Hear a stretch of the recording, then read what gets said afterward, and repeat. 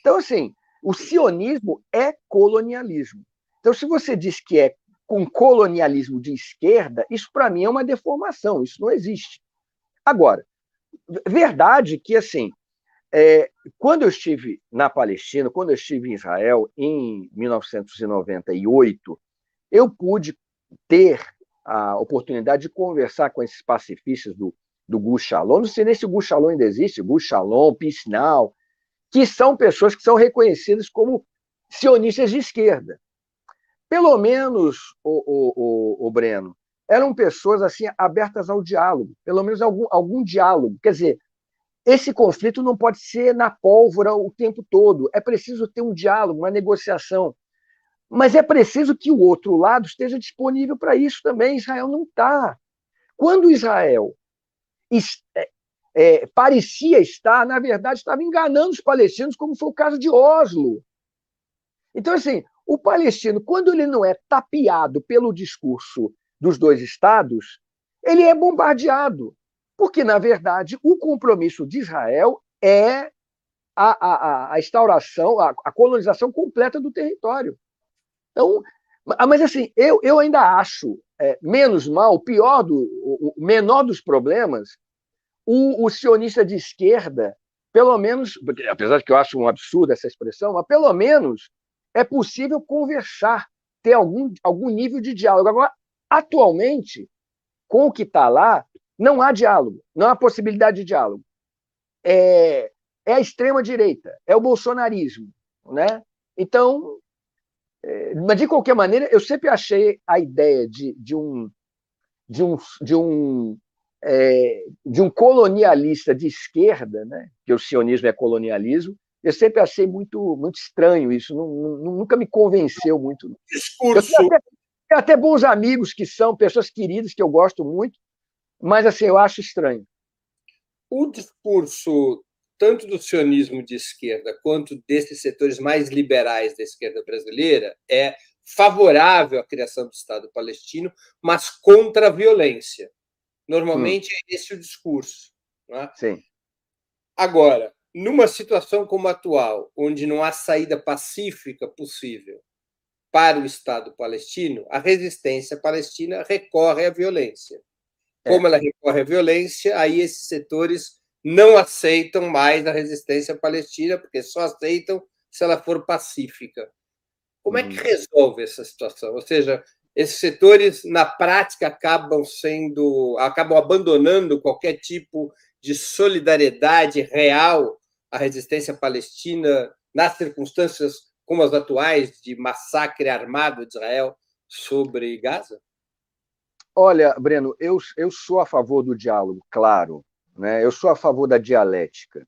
Só que uma coisa é eu e você sentados tranquilamente aqui na nossa casa, não tem bomba, não tem colono, não tem soldado de Israel. Então, assim, essa esquerda que fala sobre isso é uma esquerda que parece que desconhece que a história não foi criada em tempos de paz, não foi escrita em tempos de paz. A história da civilização é a história da violência. Então, obviamente que os palestinos não são animais selvagens. Eles podem e querem negociar, só que não é lhes dada essa oportunidade, essa possibilidade. E quando isso foi dado, foi para enganá-los. Não foi uma negociação de verdade. Tanto assim que Israel nunca cumpriu resoluções da ONU. Então, é isso. Não se pode. A coisa não pode ser analisada, quando se fala de violência, como. Não é pessoal, não é personalista, não é entre eu e você, duas pessoas, três pessoas. Nós estamos falando do curso da história. Então é impossível não ter violência. O Estado de Israel foi imposto àquela região na bala, no sangue. Então, não tem essa de paz, de pombinha da paz, não tem. A justiça vem primeiro. Não se fala de paz sem ter justiça, tem que ter a justiça. E é preciso fazer justiça a um povo que o próprio Guterres, que finalmente a ficha dele caiu, há décadas, há mais de 70 anos, sofre limpeza étnica, apartheid, violência, tortura. Não se pode pedir para um povo oprimido, não se pode pedir para o angolano que enfrentava a ocupação portuguesa, o argelino que enfrentava a ocupação francesa, o vietnamita que enfrentava a ocupação americana, que se enfrente com paz e amor, com flores, com abraços. Claro, resistência não é sempre no fuzil. Você tem diversas formas de resistência, mas a resistência armada é necessária até para a própria sobrevivência. Uma vez eu visitei um campo de refugiados no Líbano e me surpreendeu que as casas, né, era uma grande favela, né, o campo de refugiados era uma grande favela, cada casa tinha uma Kalashnikov. E eu falei assim, eu me lembro que eu estava na casa de uma família, tinha assim as filhas, os rapazes, a mãe. Vocês têm um fuzil em casa? Temos. Com tranquilidade. Ah, não acredito. Mostra para mim. O rapaz, rapaz, ele foi no quarto e trouxe uma Kalashnikov. Eu falei, perguntei para a mãe, vem cá, mas como é que a senhora lida com um negócio desse? O seu filho tendo um fuzil de assalto no quarto. Ela falou o seguinte, nós precisamos disso para nos defender, para nós sobrevivermos. Porque ninguém garante que de madrugada entre alguma milícia aqui, inimiga dos palestinos, e mate todo mundo, como aconteceu em Sabra e Shatila. Então, assim, a resistência armada não é só uma questão de defender a soberania. No caso dos palestinos, é para sobrevivência física.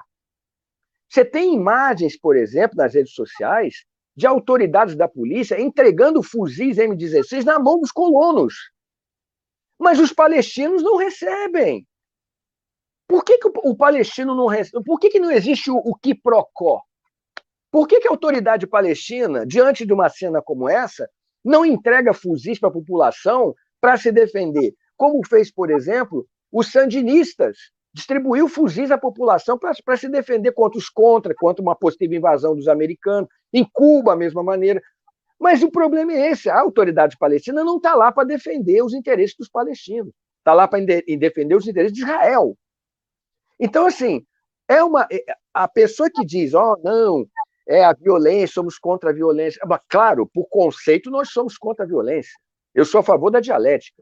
Mas uma coisa é a realidade que eu tenho aqui, outra coisa é a realidade lá. Então, não se pode ter essa visão romantizada de que tudo se resolve no diálogo, na paz.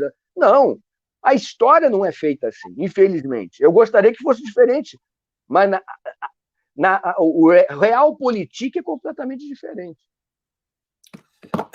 Uma questão que envolve ética e envolve estratégia, Latuf. Alvos civis são legítimos na guerra anticolonial? Não, eu particularmente rejeito a ideia de você atacar civis. Eu rejeito, frontalmente. Eu acho que não. Acho não, eu tenho absoluta certeza que você assassinar civis, particularmente mulher, criança, para mim, não é estratégia. O problema é quando você tem. Assim, acho que até mesmo Guterres que falou, alguém da ONU, não me lembro, que até para a guerra existem as regras. Só que essa coisa de atacar civil, essa regra de respeitar civil, ela não existe ali. Ela não existe. Essa população que foi dizimada antes de 48 eram civis. As aldeias que foram destruídas por Israel, pelas milícias Haganah, Irgun, Sterngang, eram civis, não eram combatentes. Eram pessoas quaisquer que tinham suas casinhas, foram expulsas ou assassinadas e as casas foram destruídas. Então, assim, quando você, de um lado, desrespeita uma regra de respeitar civis, o outro lado não tem esse compromisso. Então, não existe esse compromisso na faixa de Gaza, na Palestina, principalmente por parte. Israel está bombardeando hospitais. Onde que um hospital é um alvo militar? Escola, igreja. Você está acabando com o Hamas? Não. Aliás, me perdoe, Latuf, Inclusive, eu pedi para a produção procurar no site do Opera Mundi essa matéria que eu vou citar aqui. Eu sei que ela estava no forno, não sei se ela subiu ainda. Mas o New York Times, de hoje, fez uma reportagem mostrando que os vídeos que o governo de Israel divulgou para dizer que o hospital tinha sido destruído por um foguete perdido da Jihad Islâmica, o New York Times está dando uma matéria hoje de que esses vídeos teriam sido falsificados. Não é o Opera Mundi que está dando isso. O Opera Mundi só está informando o que o New York Times, de propriedade de um judeu sionista, está informando, de que Israel falsificou os vídeos sobre o bombardeio do hospital. E os 40 bebês decapitados? Cadê os nomes dos bebês? Cadê? Porque, assim, quando você... Não, olha só, Breno, é porque, assim, infelizmente... E há uma outra matéria, Alatuf, desculpe se interromper de novo, mas aqui acho que é importante a informação da nossa audiência. É uma outra matéria que também vai... essa já saiu no site do Opera Mundi, eu peço para a produção localizar, a gente coloca na tela, de que há investigações independentes mostrando que vários dos 1.300 israelenses mortos no dia 7 de outubro, que Israel aponta como civis, que, na verdade, a esmagadora maioria desses 1.300 mortos são militares. E que Israel estaria escondendo os nomes dos mortos exatamente para evitar que seja comprovado que eram militares.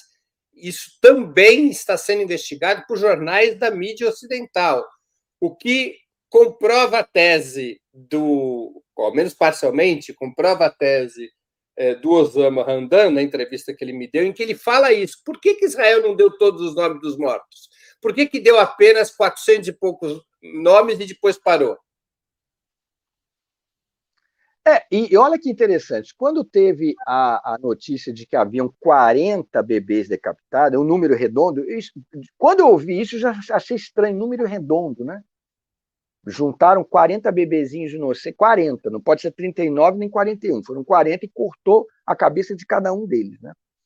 Quando isso aconteceu, houve uma grita, principalmente porque não teve imagens. Israel é muito pródigo em mostrar imagens. Cadê as imagens? Não apareceu. Havia só a informação de uma repórter e a fonte da repórter eram os militares israelenses. Aí, diante disso, Israel, o governo de Israel, o exército, deu a seguinte declaração: nós não vamos investigar esse crime em respeito às vítimas. Pô, peraí, Breno, peraí. Quando você tem um assassinato, você tem Srebrenica, por exemplo, você vai lá, a ONU, investigar, né? Você teve a questão de Ruanda, você vai lá investigar, Camboja, whatever, você vai lá investigar. Não precisa nem ir muito longe, não. Se houver um assassinato em São Paulo que mata 30 numa casa, vai ter uma investigação. Não existe essa coisa de em respeito às vítimas. Até em respeito às famílias das vítimas, você quer a investigação e a apuração. Israel disse que não ia investigar. Então, assim, Israel é hoje a maior fonte de fake news global. É Israel, né? Sobre isso que está acontecendo em Gaza agora. E a operação do Hamas, etc. É tudo fake news. E o pior disso tudo, que eu acho, é o fato de você ter a imprensa, o mainstream media, dando voz à propaganda israelense. Essas coisas, por exemplo, dos 40 bebês decapitados, não tem alguém para chegar e dizer isso é mentira. Onde é que está a comprovação disso? Ora, isso é coisa para a Anistia Internacional, para a Human Rights Watch, para o B'Tselem, que é uma organização de direitos humanos de Israel. Não chegou nada. Não teve nem as agências de checagem, mas a imprensa divulgou aquilo como se fosse verdade. A questão também do bombardeio, agora que a gente está vendo esse negócio do New York Times, mas quando houve o bombardeio, a versão de Israel é que contava. Então, existe uma construção de senso comum, uma construção da ideia de que Israel é vítima. E essa ideia ela é vendida para a imprensa de que a Palestina só tem terrorista, em Gaza só tem terrorista. O presidente Herzog, o presidente de Israel, foi a público dizer que não existem civis inocentes em Gaza. Essa construção de consenso não poderia haver se não houvesse o mainstream media. Aqui no Brasil, principalmente.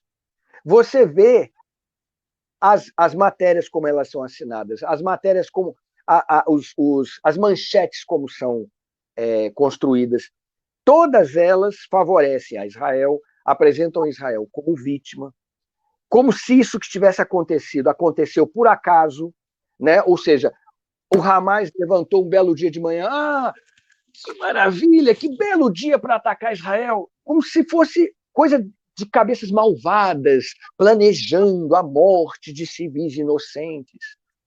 E você não tem o contraponto. Você pega, por exemplo, Globo News, vamos agora entrevistar um brasileiro que está onde? Em Israel. Vamos agora entrevistar um brasileiro que está nas Forças Armadas de Israel. Você raramente, eu me lembro, organização revolucionária, FEPAL representa a autoridade palestina.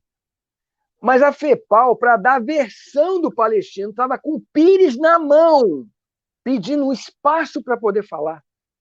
Então, da mesma maneira que a imprensa construiu a ideia de que na favela só tem bandido, e isso justifica as operações militares que matam preto e pobre nas favelas, se criou esse conceito de que em Gaza só tem terrorista.